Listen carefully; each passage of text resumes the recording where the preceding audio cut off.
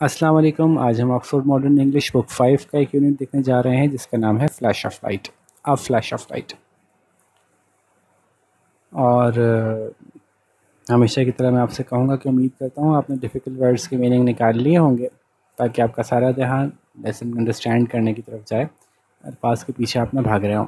ठीक है, तो शुरू करते हैं। It was a cool day and Valentine आवी वॉक्स briskly down the cobbled street. French name है जी, फ्रेंच लोग हैं तो थोड़ा सा प्रोनाउंसिएशन डिफरेंट होती है इनकी हमसे, तो इसको हावी पढ़ा जाएगा, हावी। तो एक ठंडा दिन था, वैलेंटाइन हावी जो है वो तेज़ी से चलते हुए जा रहे थे काबल्ड स्ट्रीट के ऊपर। काबल्ड स्ट्रीट वो होती है जो कि ईंटों और पत्थरों की मदद से बनाई जाती है। अभी पुराने ज़माने की बात होगी, आजकल तो वो डामर से बनाते हैं ना रोड, वो इसलिए बनाते हैं ताकि गाड़ियाँ उस पर ज़्यादा अच्छी चलती हैं। लेकिन पहले अगर पक्की सड़क बनानी होती थी तो ईंटें एक के ऊपर एक के साथ एक रखते जाते थे और मसाला लगाते जाते थे, तो उस तरह से पक्की रोड बनती थी। उसको काबल्ड स्ट्रीट कहते थे या काबल्ड स्टोन की स्ट्रीट कहते थे। आज भी फुटपाथ बहुत सारी जगहों पे ऐसे ही बनाए जाते हैं कि फुटपाथ के ऊपर जो है वो एक के ऊपर एक जो है वो एक के साथ एक ईंट रखते चले जाते हैं, छोटी छोटी ईंटें, और वो काफ़ी अच्छे मजबूत फुटपाथ बनते हैं, जल्दी ख़राब नहीं होते। ठीक है जी। तो बड़ी तेज़ी से काबल्ड स्ट्रीट पे चलते हुए जा रहे थे, एक पत्थरों वाली जो सड़क थी उस पर चलते हुए जा रहे थे, पत्थरों से बनी।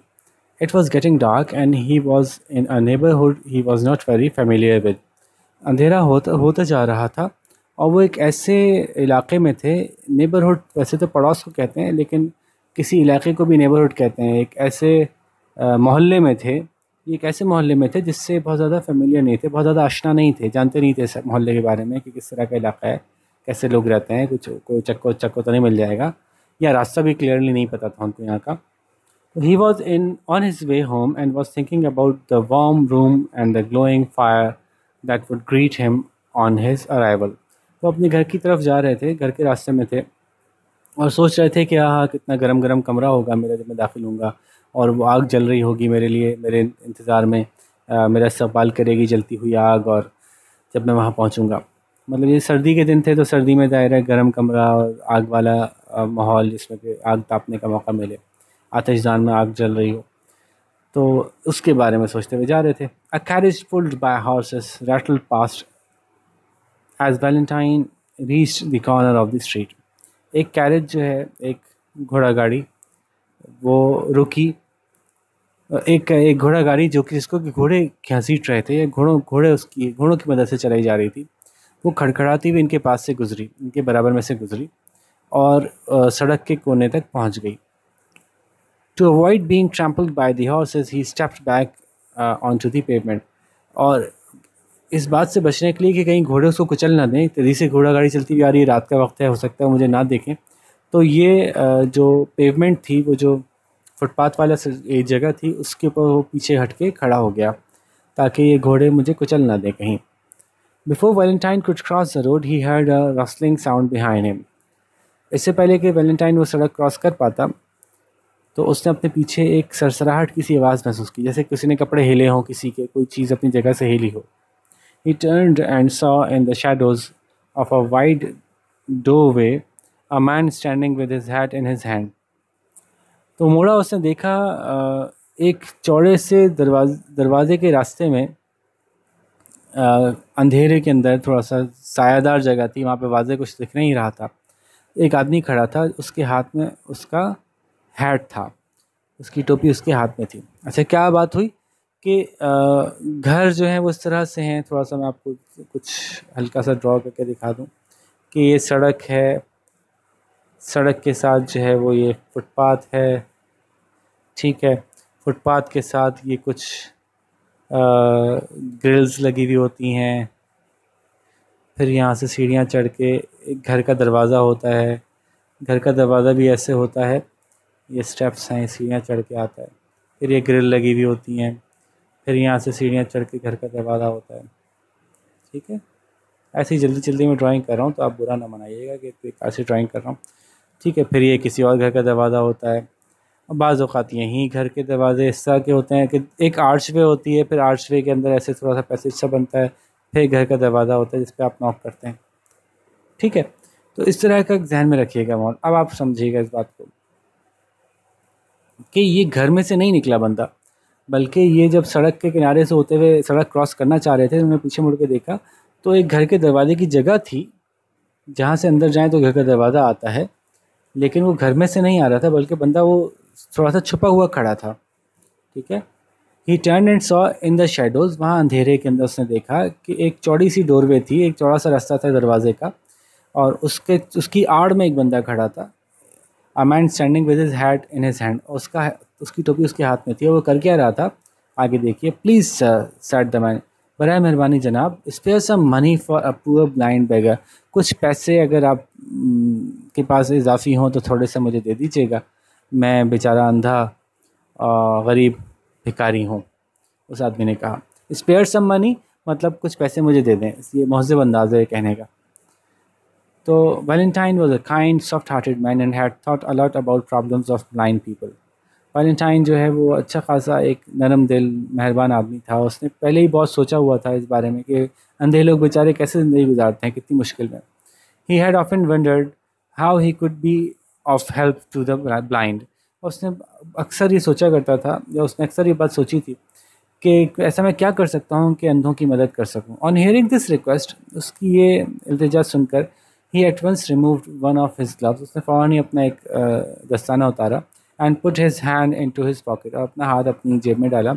Pulled from it a coin which he put in the blind beggar's hat, उसने जेब से एक सिक्का निकाला और उसको उस अंधे भिखारी की टोपी में रख दिया। अच्छा, ये दोनों ने बैठा हुआ देखा है, वो यहाँ नहीं है, ऐसा अंदाज़ा हो रहा है कि बैठा हुआ था। खैर, the blind beggar mumbled his thanks, तो उस अंधे भिखारी ने मुँह ही मुँह में शुक्रिया बड़बड़ाया। एंड वैलेंटाइन वॉकड अवे, और वैलेंटाइन वहाँ से आगे बढ़ गया। He was half way across the street, वो अभी आधी सड़क क्रॉस की थी उसने। When he heard the beggar call out, जब उसने उस भिखारी को आवाज़ देते हुए सुना, sir sir sir please just a moment, जनाब जनाब रुकिएगा, एक लम्हे रुकिएगा। Valentine turned once again and returned to face the blind man. Valentine दोबारा वापस मुड़ा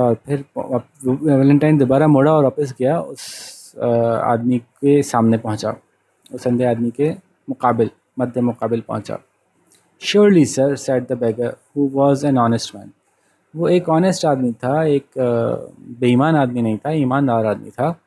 तो उसने इनसे कहा कि surely you have made a mistake, surely sir you have made a mistake, यकीनन आपसे कोई गलती हुई है।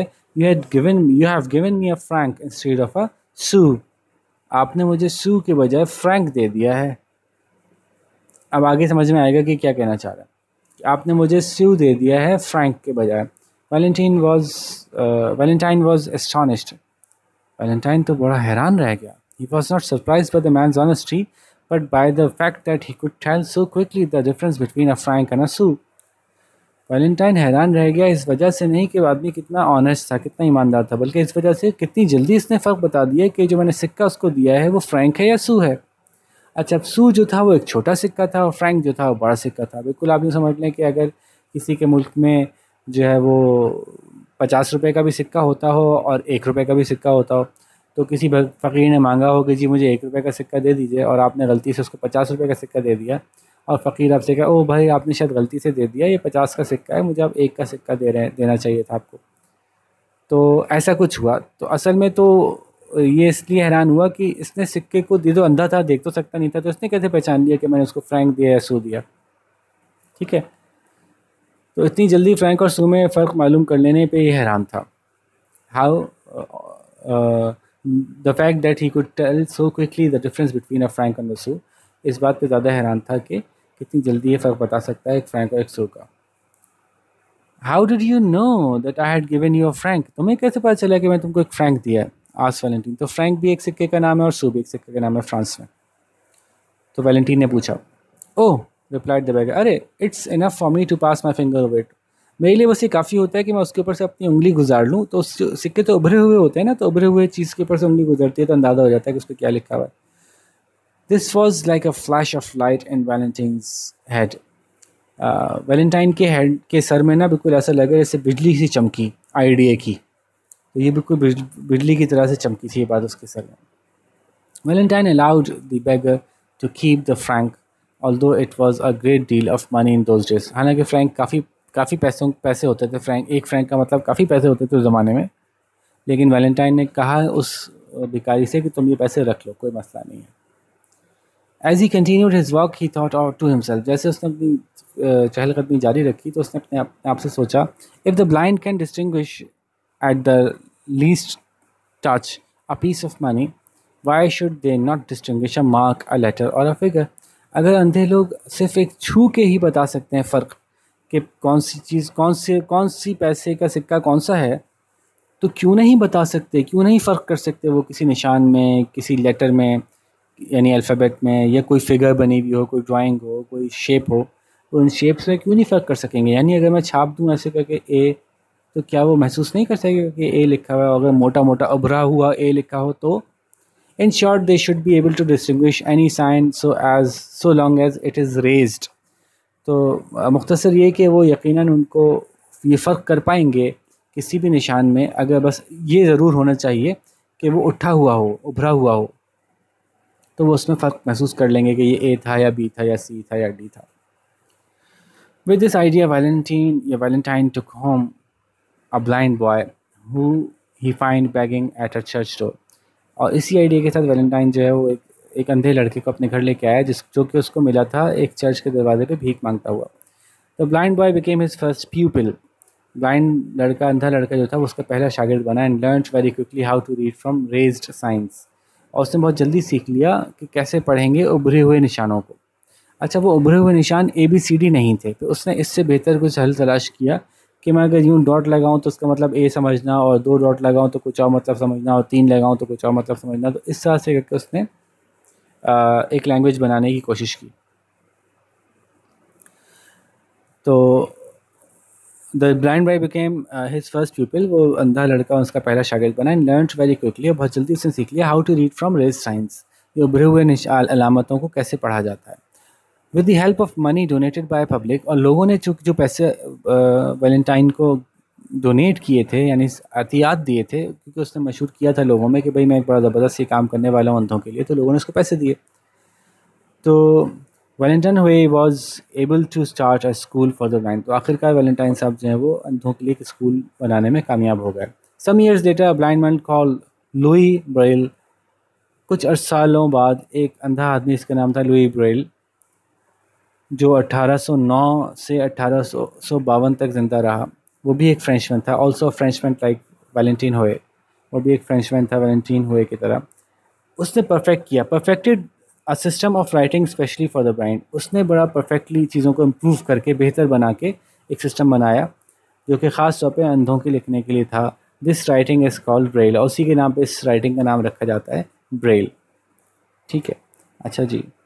Braille is a special alphabet use by the blind. Braille जो ख़ास तरह के अल्फाज, ख़ास तरह के उभरे हुए अल्फ़ाबेट हैं, हरूफ तहजी हैं, जो कि अंधों के लिए होते हैं। The alphabet is marked by raised dots on stiff paper which blind person can understand by the touch of their fingers। जो अल्फ़ाबेट होते हैं, वो जो हरूफ ताजी हैं, वो उनके निशान बने होते हैं उभरे हुए डॉट्स से, एक ज़रा सख्त से पेपर से, क्योंकि पेपर नरम होगा ना तो उभरे हुए डॉट्स महसूस नहीं होंगे सही से छू के। तो वो थोड़ा कड़क पेपर होता है, उसके ऊपर उभरे हुए डॉट्स होते हैं जो कि अंधे लोग जो हैं वो आसानी से समझ सकते हैं उनको छू कर अपनी उंगलियों से। अच्छा, चूँकि अब चैप्टर में बाय बाय ब्लाइंड आ रहा है तो हम उसको अंधे और इस तरह से कह रहे हैं, लेकिन बहरहाल ये अच्छा अंदाज़ नहीं है मुखातिब करने का किसी भी ऐसे शख्स को जो कि बीनाई से महरूम हो। तो ज़्यादा अच्छा अंदाज़ जो है वो अपनाना चाहिए। कहीं आपको ऐसी बात न करें जिससे भी किसी बेचारे का दिल हर्ट हो जाए, किसी को तकलीफ़ हो, किसी बेचारे की आँखों की सलाहियत नहीं है, तो उसको आप कम से कम ऐसी बात कहें जिससे कि वो हर्ट हो। तो अंधा कहना तो बहरहाल अच्छी बात नहीं है, नाबीना कहना शायद फिर भी कुछ बेहतर है। ठीक है, तो चूँकि हम तर्जुमा ऐसे जल्दी में करते जा रहे हैं तो इसलिए जल्दी जल्दी में हम अंधा भी कह दिया हमने, तो इसको यूँ ना बुरा बनाइएगा, ठीक है, और ना इसको इस तरह से इस्तेमाल करना चाहिए। तो आगे चलते हैं। कहाँ तक पहुँच गए थे जी। Louis Braille himself was blind. Louis Braille ख़ुद नाबीना आदमी थे। And worked in a blind school in Paris. और वो काम करते थे एक अंधों के या एक नाबीना लोगों के स्कूल में जो पेरिस में था। The system that he developed in 1834 was not used much. जो उन्होंने सिस्टम बनाया था ये पढ़ने लिखने का, जो ब्रेल कहलाया बाद में, वो ज़्यादा इस्तेमाल नहीं किया जाता था about the time of Braille's death in 1852।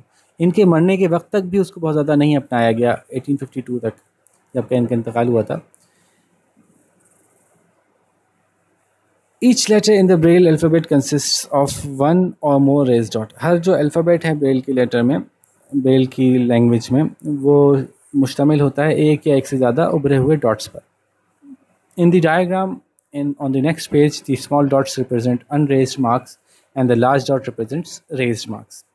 तो चूँकि ये ब्रेल वाली किताब नहीं है जो आप पढ़ रहे हैं, तो इसलिए इन्होंने ये फ़र्क करने के लिए कि रेज्ड और अनरेज्ड कैसे होंगे, तो अनरेज्ड के लिए स्मॉल डॉट्स लगाएं और रेज्ड के लिए लार्ज डॉट्स लगाएं। तो अगली जो डायग्राम अगले पेज पे आने वाली है, वहाँ छोटे डॉट्स जो हैं वो अनरेज्ड मार्क्स, जो उभरे हुए नहीं हैं मार्क्स, उनको रिप्रेजेंट करते हैं, और जो बड़े डॉट्स हैं वो उभरे हुए मार्क्स को रिप्रेजेंट करते हैं। ठीक है, तो अभी आप अगले पेज पे चलेंगे तो बात समझ में आ जाएगी। ये देखिए, तो क्या है कि एक डब्बा बना होगा, उसमें 6 निशानों की गुंजाइश होगी, 6 निशान लग सकते हैं। उनमें से ये उभरे हुए नहीं है, और ये उभरे हुए हैं, तो समझ लें उभरा हुआ एक एल सा बना हुआ है, छोटा एल, तो इसको एच कहते हैं ब्रेल में। अब आप कहेंगे ये एच ही क्यों नहीं बना दिया? बस ये तजर्बे से सीखा इन्होंने कि एग्जैक्टली जैसे इंग्लिश में लिखा जाता है बिल्कुल वैसे ही लेटर बनाने से पहचानने में मुश्किल हो रही थी। एच में, ए में, आर में, इनमें मुश्किल हो रही थी पहचानने में। तो इन्होंने ये सिस्टम नया बनाया कि अगर डॉट्स अलग अलग लगे हुए हैं तो पहला डॉट ए कर दें, 2 डॉट को बी कर दें, फिर इस तरह 3 डॉट को कुछ कर दें, और 2, तो इस तरह से इन्होंने अंदाज़ा लगाया कि सीखने में कुछ वक्त तो लगेगा लेकिन इसमें फ़र्क करना बहुत आसान होता है। तो बहरहाल एच के लिए ये 3 डॉट हैं, ई के लिए ये 2 डॉट हैं 6 में से, एल के लिए ये 3 डॉट्स हैं, और ये इन्होंने देखें हेलो लिख के दिखाया आपको, HELLO। तो from the diagram above you can see that the letter H consists of 3 raised dots and the letter L consists of 3 dots too. However, the dots for H are in a different pattern to those which make up the letter L। आप ऊपर वाली diagram में देख सकते हैं कि H letter जो है वो भी मुश्तमिल है 3 उभरे हुए डॉट्स पे, और लेटर L भी 3 ही उभरे हुए डॉट्स पे मुश्तमिल है, लेकिन जो H के डॉट्स हैं वो एक अलग पैटर्न में है, अलग अंदाज से बनाए गए हैं, जबकि L के डॉट्स अलग पैटर्न, अलग अंदाज से बनाए गए हैं। There are 6 possible positions for each dot। अब उन्होंने इस तरह के डब्बे बनाए होते हैं किताब में कि हर लेटर के लिए 6 पॉसिबल पोजीशंस होती हैं हर डॉट के लिए। 6 जगह हैं जहां डॉट्स बनाए जा सकते हैं, 6 के 6 भी भरे जा सकते हैं, उनमें से कोई 2, कोई 3, कोई 5, इस तरह से मुख्तलिफ भरे जा सकते हैं। By placing the dots in various positions, 63 different patterns or shapes can be made। In dots को मुख्तलिफ अंदाज से पुट करके आप उससे 63 लेटर्स बना सकते हैं। This means that there are pattern for each of the 26 letters of the alphabet। इसका मतलब है कि जो अल्फ़ाबेट के 26 अल्फ़ाबेट हैं उन सब के लिए अलग अलग पैटर्न है। वो देखें नीचे दिया हुआ है कि ए के लिए 1 डॉट, बी के लिए 2 डॉट, यूँ करके, सी के लिए 2 डॉट ऐसे करके, डी के लिए ऐसे करके, ई के लिए क्रॉस में, एफ़ के लिए ऐसे करके, जी के लिए 4 डॉट हो गए, एच के लिए ऐसे करके, आई के लिए ऐसे क्रॉस में चले गए, ई से उलट हो गया, फिर जे के लिए ऐसे बन गए, के के लिए ऊपर नीचे 2 बन गए, एल के लिए पूरा मिल गया, एम के लिए 2, 1 नीचे 2 ऊपर, एन के लिए 1 नीचे और फिर ये क्रॉस। तो ये छू के महसूस हो जाता है। ठीक है, तो इस तरह से ए से लेके जी तक इन्होंने हर एक के लिए अलग अलग तरह के डॉट्स जो हैं वो उभरे हुए डॉट्स को रिप्रेजेंट कर दिया। लेकिन ये तो 26 हुए, जबकि इस तरह से 63 डिफरेंट डायग्राम्स बन सकती थी। तो this means that there are patterns for each of the 26 letters of the alphabet के तमाम 26 लेटर्स के लिए एक एक रिप्रेजेंटेशन हो गई। In addition to these 26 patterns there are pattern for special words और words that are used a lot in everyday language. और इन 26 के अलावा उसमें स्पेशली ख़ास तौर पर इस्तेमाल होने वाले अल्फाज या वो अल्फाज जो कि बहुत ज़्यादा इस्तेमाल होते हैं रोज़मर्रा की ज़बान में, उनके लिए भी अलग से ख़ास दिए हुए उन्होंने। जैसे कि अगर एंड लिखना है तो आप एंड लिखेंगे, ये ए अलग लिखा, फिर एन अलग लिखा, फिर डी अलग लिखा। चूँकि एंड बहुत ज़्यादा इस्तेमाल होता है तो एंड के लिए इन्होंने एक और नई चीज़ ले ली, वो ऐसे करके लिख दिया तो ये एंड बन गया। तो ये आगे बताएंगे भी। Some of the common words such as and, it, if, for, the and many other frequently used words have one braille symbol each। काफ़ी कुछ ऐसे अल्फाज जो आम तौर पे बहुत आम हैं, जैसे कि एंड है, इफ़ है, इट है, फॉर है, दा है, और इस तरह के और दूसरे बहुत ज़्यादा इस्तेमाल होने वाले अल्फाज, उनके लिए ब्रेल में एक एक सिंबल मौजूद है, उनके पूरे पूरे सिम्बल्स बनाने की ज़रूरत नहीं है अलग अलग लेटर्स की, ठीक है। For example the word and occurs very frequently in English, जैसे कि आप जानते हैं मिसाल के तौर पे एंड इंग्लिश में बहुत ज़्यादा इस्तेमाल होता है। To make it easier to read in Braille it is written like this, और ब्रेल में आसानी से पढ़ पाने के लिए इसको ऐसे लिखा जाता है। अदरवाइज, हालांकि दूसरी तरह से अगर each letter would have to be written like this, अगर दूसरी तरह लिखते तो हर लेटर को अलग अलग लिखना पड़ता, तो फिर ये ए अलग होता और एन अलग होता और डी अलग होता, लेकिन इसमें लंबा हो जाता लिखने का काम, तो यूँ काम शॉर्ट किया गया।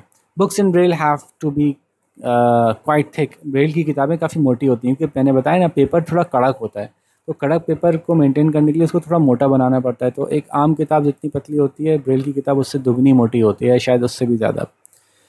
This is because raised marks are punched out in rows across each shape, ये इसलिए होता है कि जो उभरे हुए निशान होते हैं उनको पंच किए जाते हैं, उनको एक मशीन से सुराख किया जाता है, या इस मशीन से उनको उभारा जाता है। पंच करने का मतलब है कि पुश करके किसी सुराख को उभारना। इन रोज अक्रॉस ईच पेज, हर सफ़े पे लाइनों की लाइनें ऐसे लगी होती हैं, ऐसे लगी हुई ना। The raised marks have to be big enough to be felt by fingertip, और वो जो उभरे हुए निशान है उनको इतना बड़ा होना होता है कि वो उंगली से छू के आसानी से महसूस किए जा सकते हैं। So the paper has to be stiff, और वो जो पेपर है वो भी कड़क होना चाहिए। Many books are written in Braille, बहुत सी किताबें ब्रेल में लिखी गई। Blind people can be taught how to read Braille, अंधे लोगों को सिखाया नाबीना लोगों को सिखाया जा सकता है कि ब्रेल कैसे पढ़ी जाती है। एंड इन दिस वे, और इस तरह से, they too can read and enjoy the works of great authors, तो वो भी पढ़ पाते हैं और वो महसूस हो सकते हैं बड़े बड़े अजीम लिखारियों के काम से। There are also machines that help blind people write in Braille, और ऐसी मशीनें भी हैं जो इन नाबीना लोगों की मदद करती हैं, वो ख़ुद भी लिख सकते हैं ब्रेल लैंग्वेज के अंदर, क्योंकि चाहे वो वैसे तो नहीं लिख सकेंगे, वो देख ही नहीं रहे तो कैसे लिखेंगे, तो वो ब्रेल के अंदर लिख पाते हैं फिर। तो बहुत से लोग हैं जो कि खिदमत खल्क कर रहे हैं कि वो किताबें ब्रेल में पब्लिश करना शुरू कर रहे हैं, करते आ रहे हैं, अभी तक कर रहे हैं, ताकि नाबीना लोग भी जो हैं वो पढ़ सकें, समझ सकें दुनिया क्या लिख रही है, क्या कह रही है। तो ये बड़ा अजीम काम था, वाक़ईतन बहुत अजीम काम था, बहुत ज़बरदस्त काम था, और ऐसे काम किसी के जहन में आए तो उसको ज़रूर करने चाहिए जो कि सोसाइटी में लोगों की हेल्प करें, माशरे के ख़ास तौर पर उन लोगों की मदद करें जिन लोगों की मदद करने का कोई और नहीं सोचता, या वो बेचारे बेसहारा हैं, चाहे वो किसी भी दर्जे में किसी तरह के माजूर लोग हों या गरीब लोग हों, कमज़ोर लोग हों। तो ऐसे लोगों की मदद करना बहुत ही अजीम काम है, बहुत ही ज़बरदस्त काम है, और इसको करने में अगर कोई किसी के पास ऐसी सलाहियत मौजूद है कि वो अपनी सलाहियत को इस्तेमाल करते हुए उनकी मदद कर सकता है, तो वो ज़रूर करना चाहिए। ठीक है जी, तो अब आते हैं सवालों के जवाब की तरफ, और जैसा कि मैं हमेशा कहता हूँ कि ये वो जगह है जहाँ मैं आपकी मदद ज़्यादा नहीं करूँगा। हालांकि आप कहेंगे सर ये बहुत नेक काम है, बहुत अच्छा काम है, ज़रूर आपको करनी चाहिए, लेकिन नहीं जनाब, ज़्यादा अच्छा काम यह है कि मैं आपको इस काबिल बना दूँ कि आपको ये कॉन्फिडेंस आ जाए कि हम सिर्फ चैप्टर समझेंगे और जवाब एग्ज़ाम में ख़ुद ही लिख के आ जाएंगे जनाब, याद करने की और रटने की तो हमें ज़रूरत ही नहीं है। ये कॉन्फिडेंस कैसे आता है, मैं बहुत दफ़ा बता चुका हूँ, फिर एक दफ़ा कह देता हूँ जल्दी से, कि आप चैप्टर पढ़ें, अच्छी तरह से समझें और जवाब ख़ुद लिखने की कोशिश करें।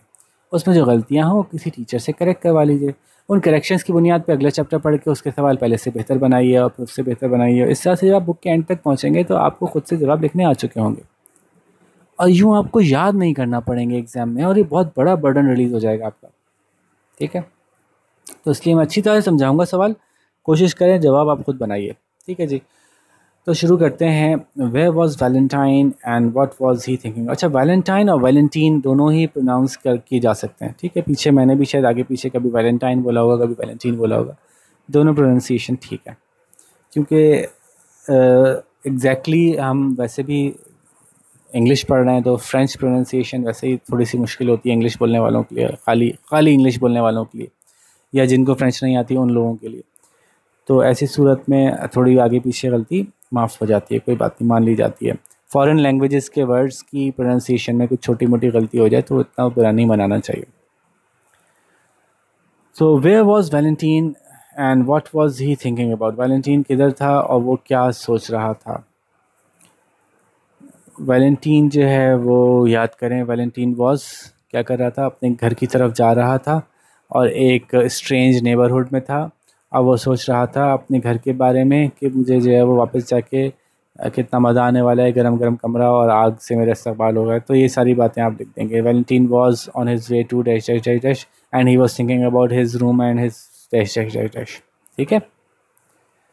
How did Valentine came to meet the beggar.